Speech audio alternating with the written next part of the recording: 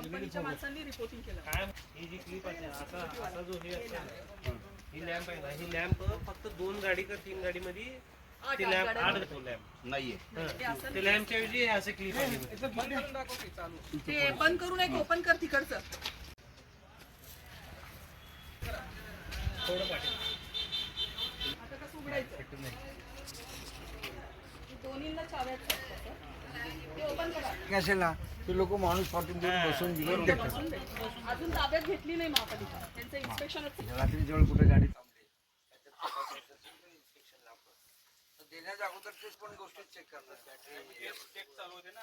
ठीक आहे, मी काय म्हणतो त्यांनी बातमी लावण्यासाठी चुकीची बातमी लावली अपलोड देताना हे लॅम्प नाही. सोलापूर महानगरपालिकेला जी 20 बस या ठिकाणी आलेलं आहे, हे 20 बस आपण पासिंगसाठी आपण सोलापूर एक्झिबिशन सेंटर या ग्राउंडवर आपण हे बस या ठिकाणी ठेवण्यात आलेले आहे.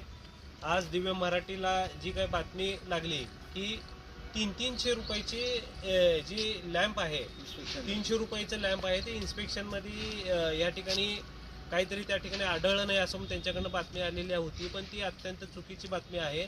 आज आम्ही सर्व पदाधिकारी या ठिकाणी पक्षनेते असतील, आनंदजी नेते जाधव असतील, माजी महापौर यन्नमते असतील व नियंत्रण अधिकारी असतील, या ठिकाणी आम्ही व्हिजिट केली, आम्ही माहिती घेतलं.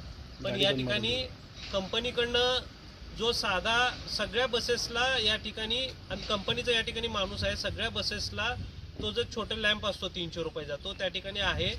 आणि 5 ते 6 गाड्यांना त्या कंपनीकडून 200 का 300 रुपयाचा तो लॅम्प आहे, तो लॅम्प लावायचा राहून गेला असेल. पण या ठिकाणी चोरी झाली असा हा प्रश्न कुठेही नाही, कारण का 24 तास सिक्युरिटीमध्ये 2 शिफ्टमध्ये सिक्युरिटीमध्ये आपण या ठिकाणी माणसं ठेवलेले आहेत. आणि त्यांच्या कंपनीचा माणूस देखील या ठिकाणी आहे, त्यांनी देखील या ठिकाणी कबूल केली की यदा कदाचित कंपनीकडनं पण राहून गेला असेल.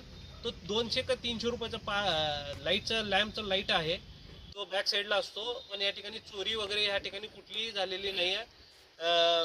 आज दिव्य मराठीला जी काही बातमी आलेली आहे, मला त्या बातमीच्या अनुषंगाने मला एवढंच सांगायचं आहे की त्या बातमीच्या अनुषंगाने आम्ही या ठिकाणी व्हिजिट केली असता या ठिकाणी कुठलीही चोरी झालेली नाही असं मला सांगायचं आहे. परिवहनसाठी ज्या 20 बसेस आल्या त्या अतिशय सुरक्षितपणे सोलापूर एक्झिबिशन सेंटर इथं लावण्यात आलेल्या आहेत. याच्यात कुठल्याही प्रकारची चोरी झालेली नाही.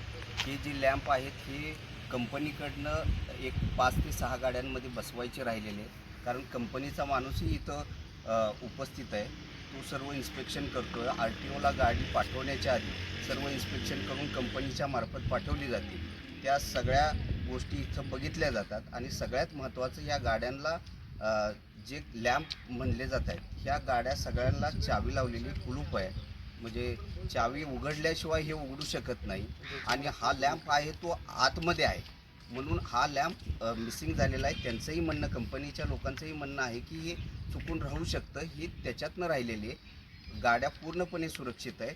कुठल्याही प्रकारची महापालिकेच्या वतीने या सगळ्याची काळजी घेतली जाते की कुठल्याही प्रकारचे पद्धतीने बसेसचं नुकसान होऊ नये. आणि अतिशय सुरक्षितपणे या बसेस आलेल्या आहेत त्या सांभाळल्या जात आहेत. आणि चांगली बस सेवा, चांगली परिवहन व्यवस्था आपण उभी करतो आहे. आणि हे पहिलं पाऊल आहे. तर माझी सर्व पत्रकारांनाही विनंती की चुकीच्या पद्धतीने बातम्या जाऊ नयेत, जेणेकरून आपल्या सोलापूर महापालिकेची किंवा परिवहन व्यवस्थेबद्दल प्रश्नचिन्ह निर्माण होतील अशा कुठल्याही पद्धतीच्या बातम्या देऊ नयेत.